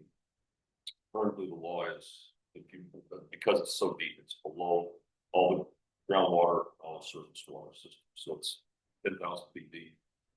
So if you pull it up and treat it, There's more fresh water. Yep. so the oil companies can move it to Texas and sell it. It seems like there's a possibility to use it to meet compact delivery obligations. Yeah. In Mexico, I revisit that. Yeah, I mean, We cause are investigating that. yeah. Been investigating up here. it's, yeah, especially on the Pecos where all the produced water is, you know, it's coming out of the ground extremely locally. You know, the state would just have to like buy a pipe and put it in the ground that they own, right? And once the water hit that state-owned pipe and then went into the river, it's like that's state water at that point because they were in possession of it at that point. Did talk to the water master in Texas about the Pecos River. His comment to me in evaluating treated produced water. He said it's new water, it's not tributary water, therefore it could be utilized and not in fact for delivery requirements. That's his discussion with me. That's not a lawyer, but it's a water master group. Pecos said you ought to have some knowledge of what anything. And if Mexico can impose a certain tax on the oil and gas, you better think about it. Will we impose a certain tax on the water? Who's been discussed? That was initially proposed by the governor. I think it was 5 cents a barrel.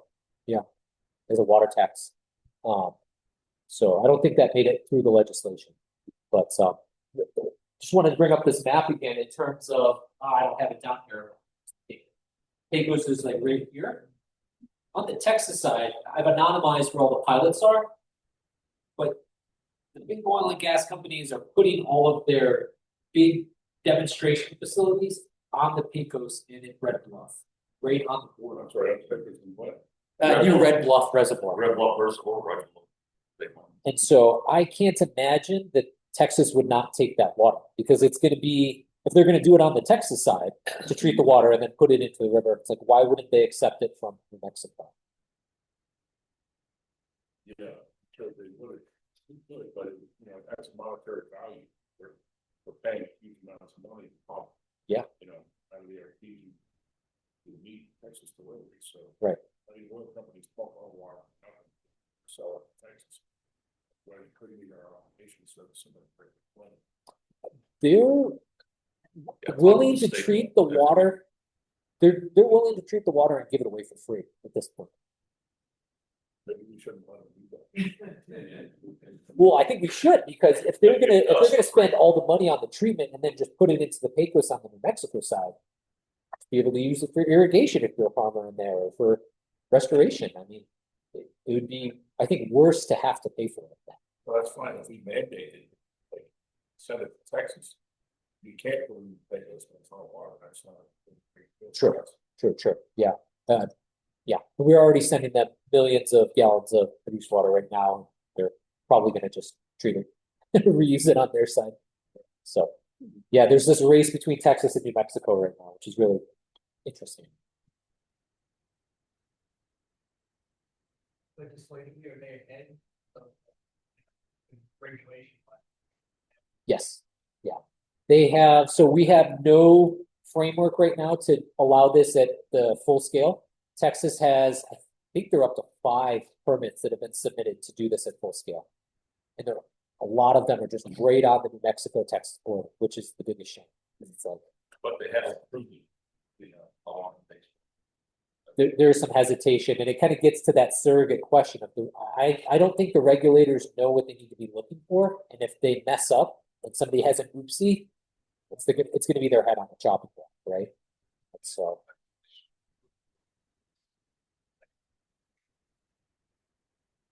Sure. A year, something like that. Well, a year or. Yeah. These studies will go forward and have such a Texas consumption proven fair. Right.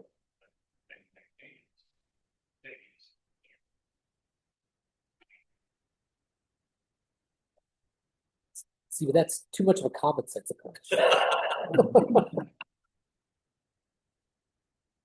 It's a scary thing. Wow. Hey, Zach, I'm gonna provide, unless there's any other questions, I don't want to cut questions off early. If anybody has other questions, please ask them. Otherwise, I was just gonna provide a couple of anecdotal food for thought comments, I guess, something to think about. Bringing it all back to wildlife. Again, this is the New Mexico Wildlife Federation. We are focused on wildlife. We were formed in 1914 by Aldo Leopold, famous conservationist, and our mission statement is to protect wild public lands, waters, and wildlife for all. So it's a very, very wildlife focused organization. I'll start by saying that my counterparts, the National Wildlife Federation, has affiliates in every one of the 50 states. And so I have kind of a counterpart in each state. And my counterpart in Nevada is a really, really good friend of mine by the name of Russell Coleman. And as we talk about water issues, Nevada's got water issues as well. And they're continuously having to take water from these giant bags that they dip in lakes, kind of like if you were fighting fires, but they transport that to watering tanks that are in the mountains to provide water for bighorn sheep. The springs have dried up, the water sources for bighorn sheep have been eliminated. So they're taking water out of lakes and providing that to bighorn sheep populations. And without that man-made intervention, without that human intervention, desert bighorn sheep in Nevada, in most places, would be extinct. I mean, they just couldn't survive. New Mexico is home to one of the only growing desert bighorn sheep populations in the entire country, and that's in the Caballo Mountains. And when I first met with Mr. Hightower and with Dr. Stoll and talking about these issues, a question I asked is, how can we support the desert bighorn sheep in the Caballo Mountains? And one of the reasons I brought that up is because if we were taking water out of a lake to provide to those bighorns, one of the lakes that we might have considered getting the water from is Holloman Lake near Alamogordo. Holloman Lake is the second most contaminated lake on the planet when it comes to PFAS contamination. PFAS being a forever chemical. So PFAS, I won't get into all the details, but it's generally measured on a scale of 0.8 to 10 parts per million.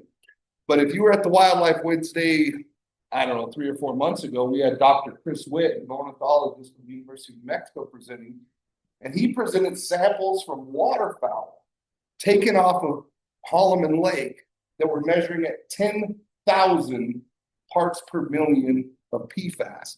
That is serious contamination. So when we talk about water and water quality and water issues, it's really, really important, right? Water is it's the necessary substance for the existence of life, quite frankly. And so we all care about clean, healthy water. But as we talk about this produced water and all the processes that go into purifying it, cleaning it, to making it usable, let's just also consider what the situation is of the water that exists in our rivers and lakes right now. When you're talking about water that's 2 miles deep underground, it's been there since the dinosaurs roamed the earth. There's no PFAS in that water. So that's one thing I want to mention. But the second thing is, because of this extended drought, our pronghorn populations are, and a lot of different wildlife populations are kind of under threat of consistent reduction in population numbers. And we're seeing that largely in pronghorn. And the big game rule is open right now. The New Mexico Wildlife Federation is actively engaged in commenting and working through the big game rule to try to make some adjustments to the way our state wildlife agency manages pronghorn. When I talk about pronghorn, most people think antelope, pronghorn or antelope, but the reality is they're not antelope at all. In fact, they're more closely related to giraffes than they are to antelope. There used to be, before the last ice age, there were 7 different species of pronghorn in North America. Today, there's only 1, and they're a fascinating species, and I absolutely love them. They're just amazing. But the reason I bring up pronghorn is because they exist in the Permian Basin. When you go to Eddy and Lee County, you go to Roswell, Carlsbad, Artesia, Jowl, these places, there tends to be a lot of pronghorn out there. But the numbers are declining rapidly. And one of the reasons, they're the fastest land animal in all of North America. Second fastest land animal in the world, second to the cheetah. But the cheetah can only maintain its speeds of 60 miles an hour for a few hundred yards, really. Very short bursts. Pronghorn will run 55 miles an hour for 2 days. Not really, but for a long, long time. If you've ever seen pronghorn run, they can. And the interesting thing is, when they're first born, though, they're very little. They're tiny little suckers. Cute little tiny pronghorn fawns. But they're adapted in such a way that as they're born, they just lie completely still because they're not yet able to evade predators. They don't have the strength. They haven't established that incredible speed yet. It takes a little while for them to get there, a few hours. It's amazing they can get there in just a few hours, but that's what it takes. And so typically what happens is a pronghorn doe or female will give birth to her young, and then she'll move off 100 or 150 yards and feed to not attract attention to that fawn. Historically, that fawn lies in the tall grass where it's completely concealed from predators like hawks and eagles and owls and coyotes and badgers and on, foxes. But what we've seen with the drought is that we don't have grass. Our prairies are devoid of long grasses. And so when that pronghorn fawn is born, it's laying there motionless on a barren landscape, it is begging to be eaten. It is targeted. And so as I first started considering the ideas surrounding produced water and what it might be able to do, I was like, man, we're down there in Eddy and Lee counties where if we just put that water back on the landscape to grow some grass, that would have an incredible benefit to our pronghorn populations, because now they would be hidden. Our fawns would be hidden and concealed by those grasses that used to exist that don't seem to exist anymore because of our extended drought situations. And so, as I said in the very opening remarks, the New Mexico Wildlife Federation is not taking a position on produced water. I'm not, I'm not here to tell you it's a great idea or a bad idea, but I think it's an interesting idea. And I think that the science is interesting, and I think it's one that deserves more investigation and more analysis and more consideration, and something people should be thinking about, because the reality is we're getting hotter and we're getting drier, and wildlife is becoming increasingly affected by those conditions. And the New Mexico Wildlife Federation, as an organization that's committed to wildlife, has to think about ways to address these issues. And so this is one of the things that we're currently considering and talking about and discussing and learning more about. This is really an educational opportunity. So with that, Zach, thank you so much for the presentation.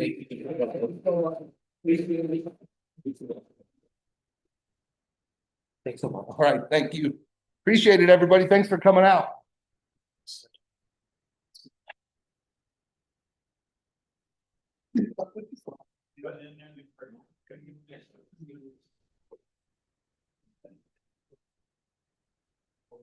Yeah, they're.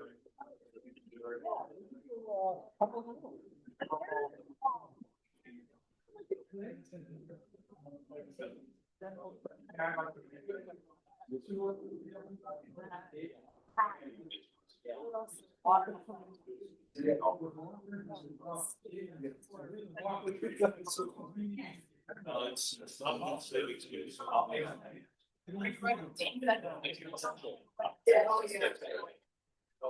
Very, very well said.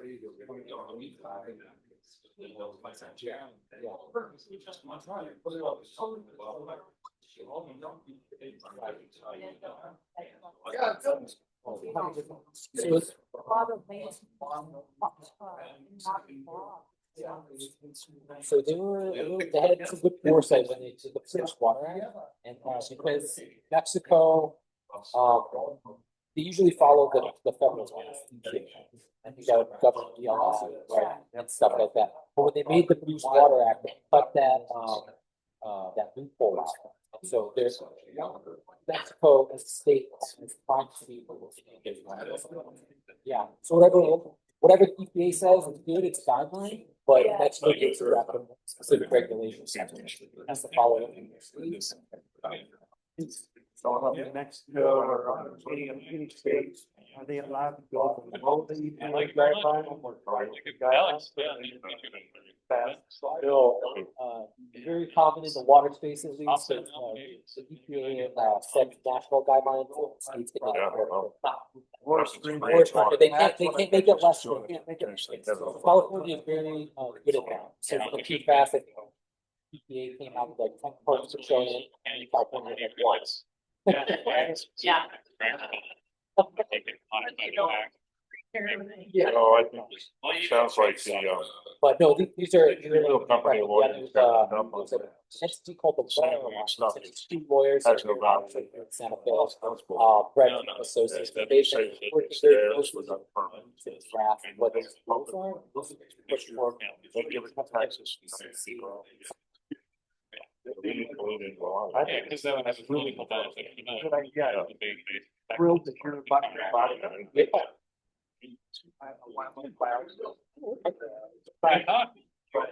You know what? Yes, I'm saying. Yeah. Hey, well, glad you Yes. came. Sign up. I did. If we get Look out for the email. Hello. And if we can provide. Hey, man. I'm gonna tag along. Well, don't let them take all night. Either Take them out of here. drinking water or plant growth, whatever. I think. Good presentation. Thank you for lending them the evening here. Yeah. That's That's fine. Yeah, You know. the aridity thing is very, not an expert in the area, maybe you're probably more adept than known about this, but from what I understand, the soils, and once they start drying out, they can become increasingly worse at putting oils. And so if we get to the state where it's like a super desert out there, you can't just go to the water. Thanks a lot, Sis. Appreciate it. Thank you very much. Yeah. So you have to, I don't know how to get around that, but it sounds like more consistent water. Yeah, it just becomes. So Anybody want some help? Want some help wrapping up? I'm okay. You sure? Yeah. Get you out of here faster. Right. I said I was trying to get you out of here faster. Yeah, I appreciate it. Are some of these yours reports? This will. It's very handy tonight. Do you want it? Do you want to keep it? No, I'm okay. I got a million others. Oh, you got a spell. Take it. Yep. Thank you. Yeah. Are you here? Sure. I know I heard. Appreciate it.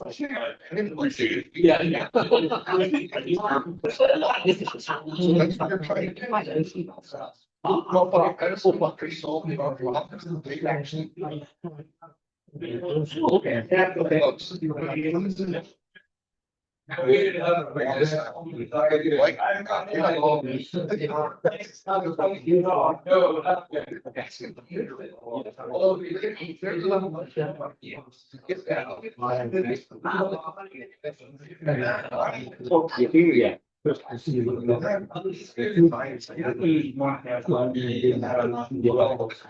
It's a bunch of pretty slow. In the early 2000s, about three, we had a lot of. Some of the treated water, a lot of them. A couple of different qualities of water, some of them really. Some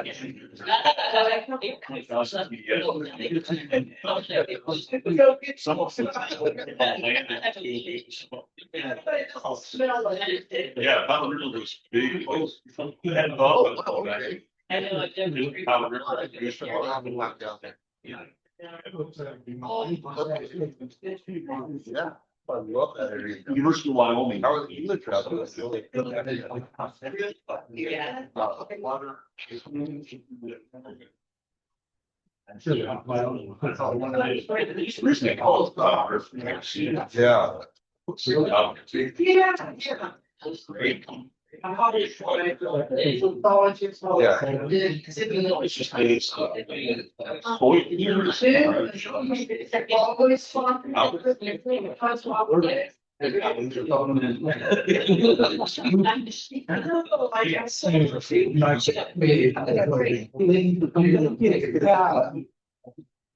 That way you'll be updated. Wow.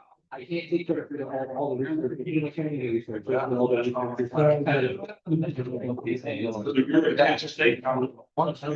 No, I suppose a lot of times.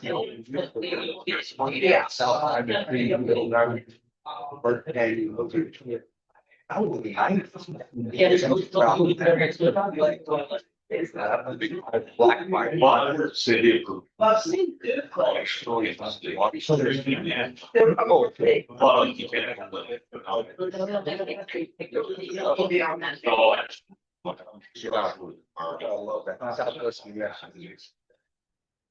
Well.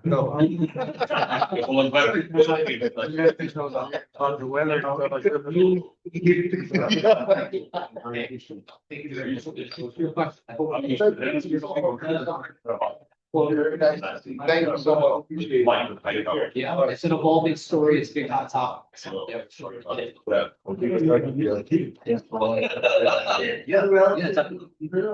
Yeah, don't reach out to us for other water stuff. And that's things we